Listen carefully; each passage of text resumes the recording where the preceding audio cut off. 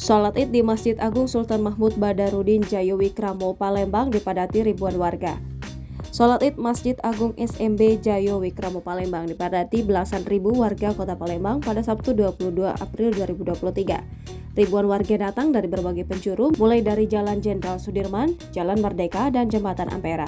Untuk warga seberang Ulu, pada Jembatan Ampera ditutup pada pangkal seberang Ulu. Sejumlah motor diparkirkan di kantong parkir yang telah disediakan sebelumnya, seperti di BKB, Kantor Pos Merdeka, dan Monpera. Imam sholat Id di Masjid Agung hari ini adalah Haji At-Tarmizi Muhaimin Al-Hafiz dan Khotib yakni Ustadz Haji Sulaiman M. Nur.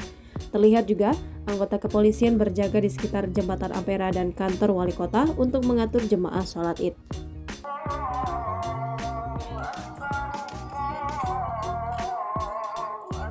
Amin, tidak di sini masih mendung.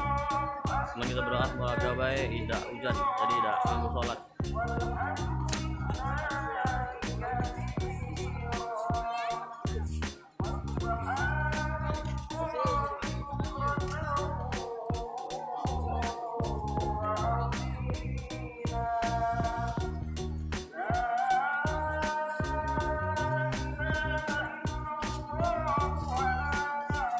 Oke Tribuners, mungkin sementara itu dulu laporan dari kami. Terima kasih buat yang sudah menonton.